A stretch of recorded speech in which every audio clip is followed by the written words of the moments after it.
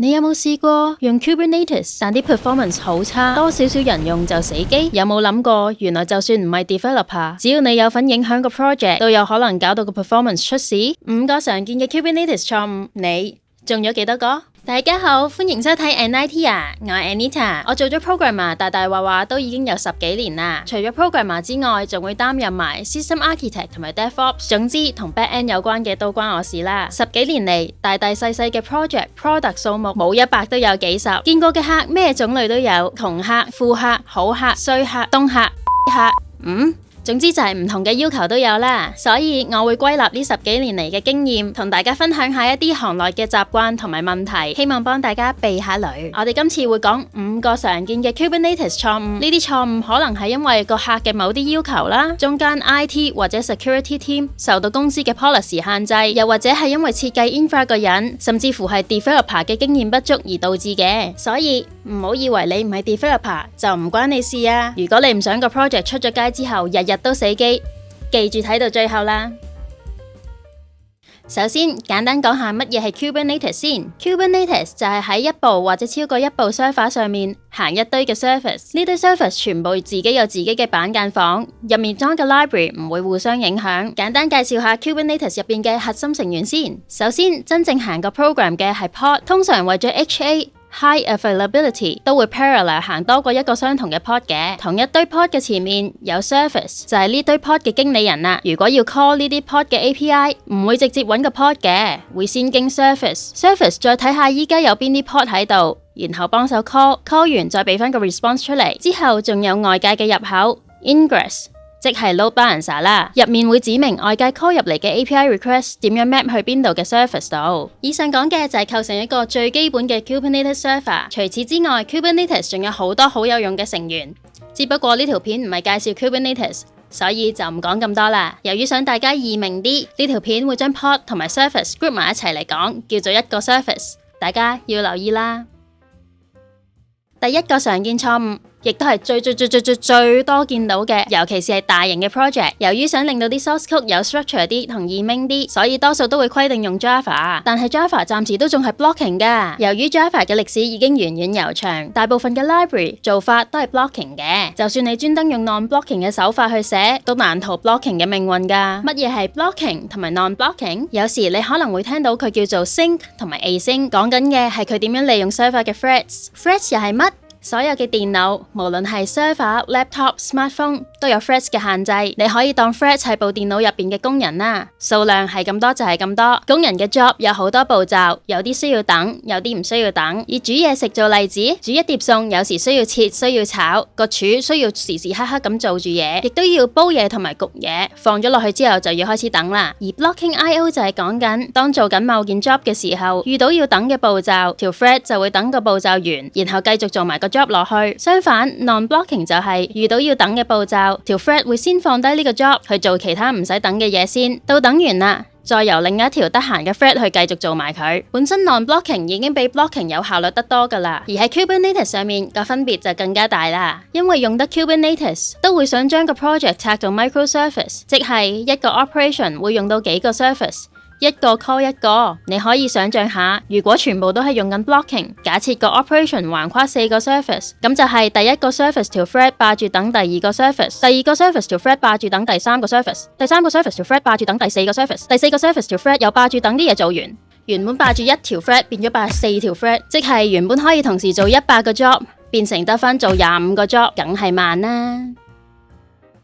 第二，好多人唔知 Kubernetes 甚至係 Docker 上面行嘅 service 係 stateless 嘅。乜嘢係 stateless？ 每個 service 都有一個開始嘅 state， 包括入面嘅 config、file、cache 等，每次 start 佢都一定係由呢個 state 開始。就算 run 嘅時候有嘢加減或者改動，到再 start 嘅時候就會重新嚟過。即係如果你喺上面行個 database， 上面儲嘅 data 會喺你或者個 system restart 個 database 嘅時候冇晒，變翻做你新起個 database 嘅時候咁嘅樣。咁係咪代表唔可以喺 Kubernetes 上面行 database？ 梗係唔係。但你 config 嘅時候就要 set 佢做 stateful， 同埋 mount 翻個 persistent storage 落去個 data 嘅 path 度啦。如果唔記得做呢兩個 step，下次 restart 嘅時候就會冇晒啲 data 啦。咁如果我係咪都 set 佢做 stateful， 係咪就冇咁多問題呢？錯啦 ！Stateful 嘅 pod 會喺 create 同埋 start 嘅時候多好多 overhead， 令件事慢咗 ，resource 用多咗，所以冇需要嘅時候就唔好亂咁 set 做 stateful 啦。第三，呢個其實唔止係 Kubernetes 上面嘅常見錯誤，而係好多 back-end 經驗比較少嘅 developer 喺做嘅時候冇諗過佢個 program 會同時間有好多個一齊 parallel 咁 run， 但呢個做法係 HA High Availability 嘅其中一項，目的係當其中一個死咗或者 fully occupied 嘅時候，都可以有另一個頂住，等你個 service 冇有 downtime， 但同時要容許多過一個相同嘅 program parallel 咁行。喺做嘅時候係有啲技巧㗎，我哋通常會叫呢個問題做 thread safe。例如我最常見嘅係啲 developer 因為要寫個定時行嘅 cron job， 就直接用佢 framework 嘅 cron job 嚟行，咁但係又冇諗過呢個問題喎，咁會發生咩事呢？例如佢需要寫個 task， 每朝10點 send newsletter 俾啲會員，如果我哋同時有3個呢個 service parallel 咁行，咁個會員就會係一次過收到3封一模一樣嘅 newsletter 啦。如果係我就會投訴咯。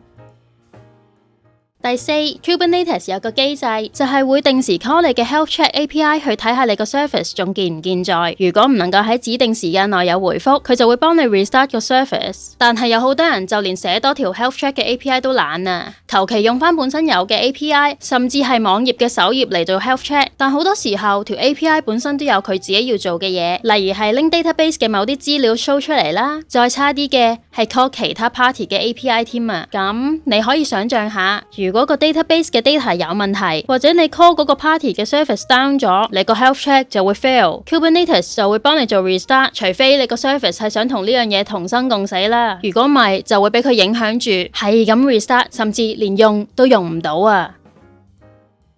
最後一個係 security 嘅問題，好多時候喺一個 Kubernetes 入邊會行超過一個 service。除非係公司有 policy 要跟啦，如果唔係，大部分嘅人都唔會 set network policy 噶啦。network policy 你可以想象做 Kubernetes 入邊嘅 firewall， 控制邊啲 service 可以 call 到啲乜。正常情況下，就算唔 set 都唔會有事嘅。乜嘢係正常情況？即係你嘅 developer 好乖咁，淨係 call 佢應該 call 嘅嘢，你嘅所有 service 都毫無破綻，冇人可以 hack 得入去。你用嘅所有嘢，包括 Kubernetes Cloud 平台等，都係100% 安全。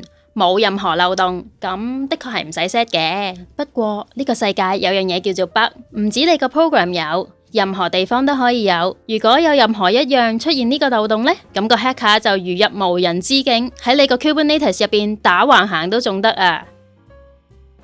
講太多負面嘢好似唔係咁舒服，不如正面啲講下應該點做先。首先喺開始之前做好結構規劃，將你嘅 service 拆開做 microservices， 以一個 membership system 做例子，一個 service 做 user login， 一個做 account registration， 一個做賺積分，一個做積分換禮品，一個 cron job 做積分 expire 等等啦。當有晒呢啲規劃之後，就要定義 network policy 啦，睇下邊啲 service 應該要 call 到啲咩。之後就到 development 啦，首先要揀 programming language 同埋 framework， 要揀 lightweight嘅同埋 non-blocking 嘅，我自己通常都會建議 Node.js 配搭 Express.js 或者 Nest.js， 因為除咗 lightweight 同埋 non-blocking 之外 ，JavaScript 都比較容易上手。要揾 developer 去接手都容易啲。當然唔同嘅 service 都有適合佢用嘅 language 同埋 framework 啦。而如果你嘅團隊 manage 到，都有好多 Node.js 以外嘅選擇㗎。之後記得要整條 health check API，default 啲 config 都會用斜嚟做 health check API 嘅。最簡單就係就咁回個200出嚟，連內容都可以唔使有。但如果你個 service 用咗斜嚟到去做你個網頁，咁就要另外開一條斜 health check 嚟做 API 啦。不過喺 config 上面就要多少少步驟啦。如果你想你個 service 會喺某啲情況底下識得自己 restart， 例如唔知點解啦，會想佢喺同 database 嘅 connection 斷咗嘅時候，識得自己咁 restart， 咁你個 health check 都可以改成，如果個 connection 正常就回200，如果唔係就回500嘅，咁都可以做到呢個效果噶。嗱，呢個係例子嚟噶咋 ，database 嘅 connection 斷咗，